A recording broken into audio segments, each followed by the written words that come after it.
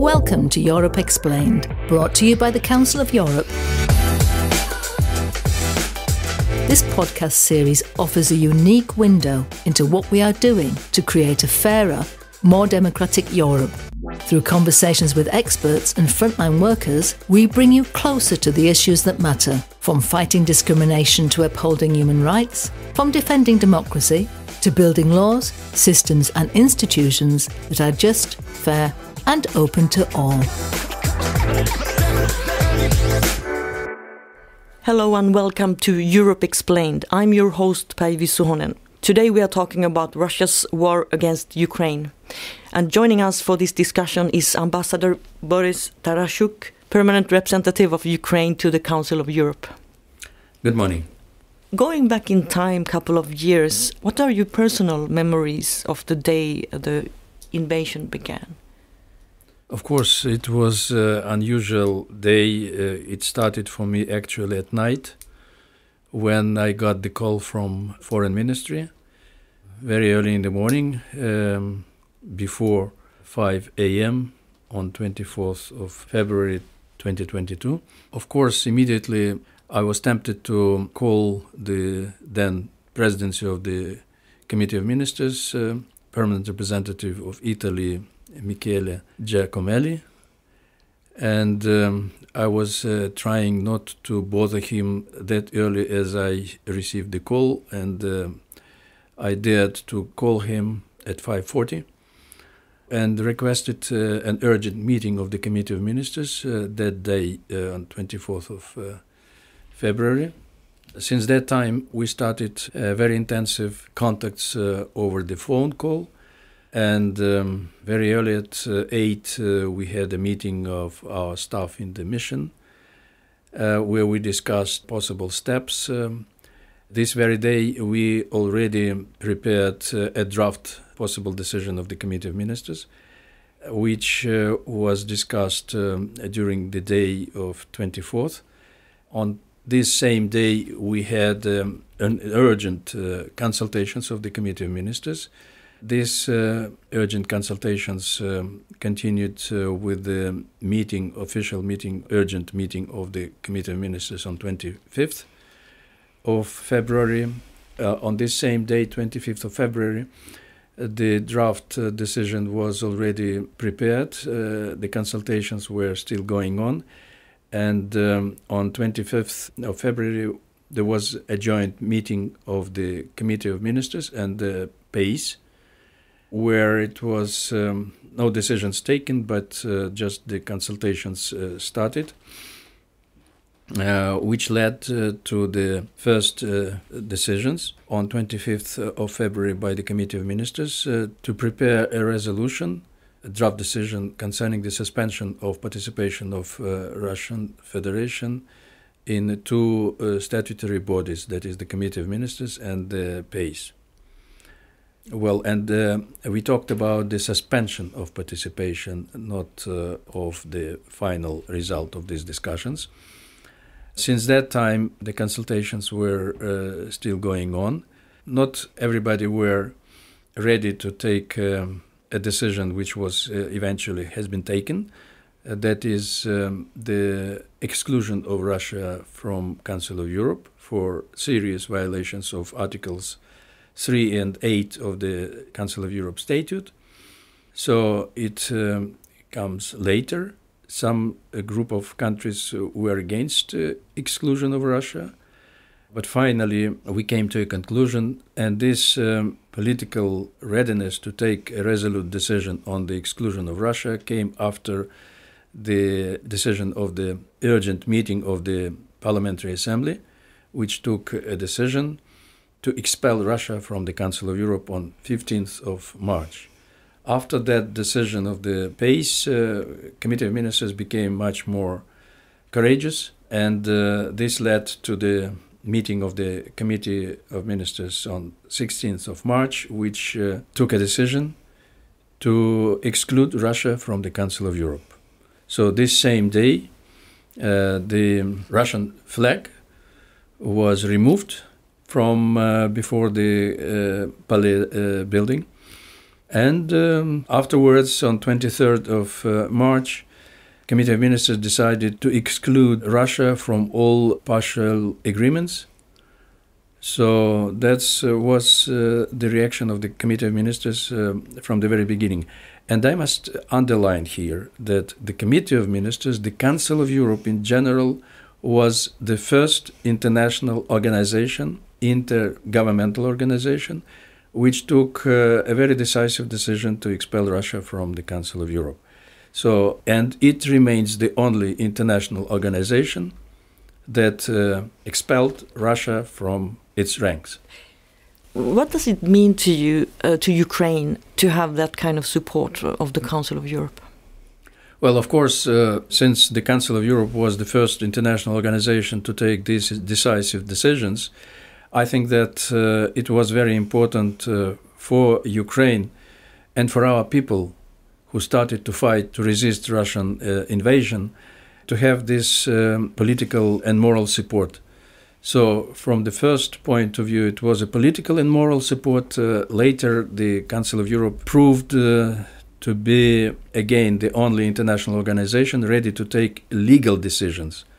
So this was very important, that the Council of Europe was taking decisions according to its statute. This was the force of the Council of Europe, legitimate and legal force of the Council of Europe.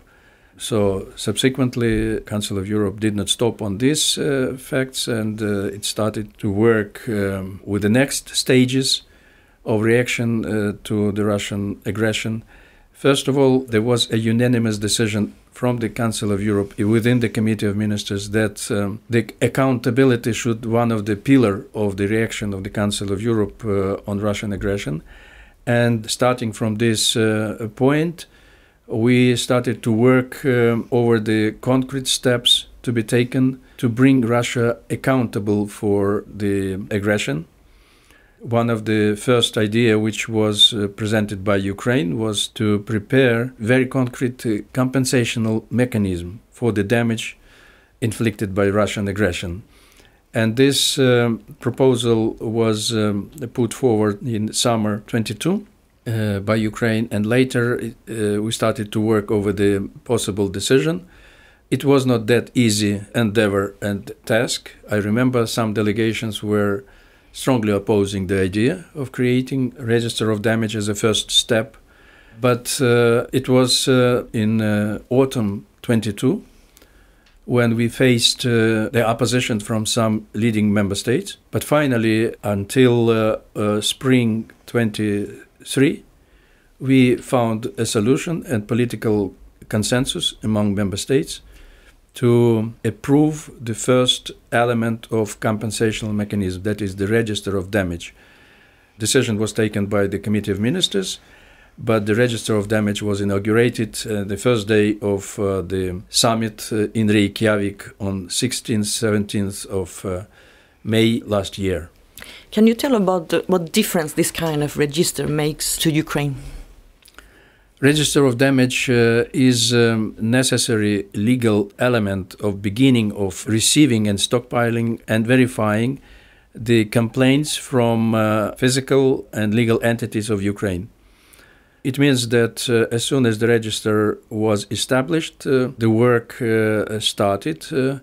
The executive director was approved. The conference of parties to the enlarged partial agreement on register of damage got together, and we started to work with the preparation of the secretariat of the register of damage.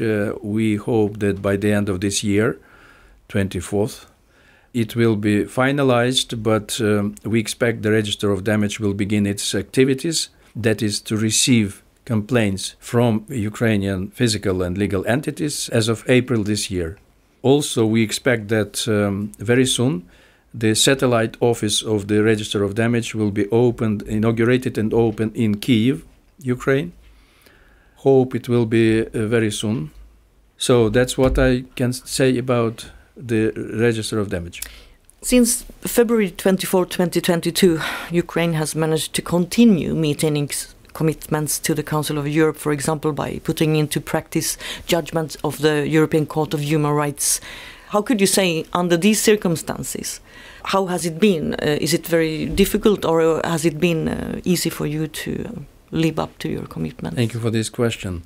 Well, despite of all challenges Ukraine was facing since the beginning of Russian full-scale aggression, Ukraine never refused from its commitments before the Council of Europe, including its commitments under the European Convention on Human and Fundamental Rights. So, although we remain the third largest country with the greatest number of complaints from citizens, we never refused from our obligations to fulfill the judgments of the European Court on Human Rights. And now we are witnessing the process of gradual reduction of our areas or debts before the European Convention on Human Rights and the judgments of the European Human Rights Court. It's giving results, your work, and that leads us to this EU membership. How can the Council of Europe help Ukraine in this bid for you to integrate European Union? Probably it will be strange for some people, but it has a direct relevance. The bid of Ukraine to join the European Union and the Council of Europe. As soon as it became known that the European Union has a political will to consider the beginning of the process of entry to the European Union of Ukraine. By the way, I would like to stress here that this was during the large-scale war of Russia against Ukraine, that the European Union took such a historic decision. And the European Union began the process of verifying the readiness of Ukraine to begin the negotiations over the membership, and in this regard it asked the Council of Europe, namely the Venice Commission, to consider some Ukrainian laws which relates to human rights, fundamental freedoms and democracy. And in particular, it relied the judgment to the Council of Europe, in particular Venice Commission, to consider 3 legislative acts of Ukraine concerning the oligarchization, concerning the national minority rights, and the composition of the Constitutional Court. So these acts, legislative acts of Ukraine, were scrupulously verified by the Venice Commission, and after some changes and introductions into the legislative acts, Venice Commission finally approved a recommendation which was sent to the European Union that Ukraine complies in these 3 legislations with the requirements of the Venice Commission and the Council of Europe. In this difficult situation that you are in today, what would you say, what more can the Council of Europe do to support Ukraine? Well, I must say that after we overcame the difficulties in expelling Russia from the Council of Europe and in adopting a first unique document, that is Register of Damage, all of my colleagues in the Committee of Ministers started to feel themselves proud of what we have done together, collectively. And in this regard, there is a readiness in the Committee of Ministers to work over the 2 another elements of the comprehensive compensational mechanism, that is the Compensational Commission and Compensational Fund. So now we are facing this immense task, and I feel the political readiness of the Committee of Ministers to work over these challenges. Also, there is a growing readiness in the Committee of Ministers to work over another Ukrainian proposal, that is the formation of international special tribunal on the crime of aggression against Ukraine. So this is a unique task which is the international community is facing, and very important that the Committee of Ministers is ready to assume this immense task and responsibility. But this is the task for the future, hopefully not that distant future, and I think that probably this year we will begin these new challenges facing us and be active in facilitating the process of preparing 2 elements of the comprehensive compensation mechanism, as well as a special tribunal. Thank you very much, Ambassador. Thank you. Thank you. Tack så mycket. Tack så mycket.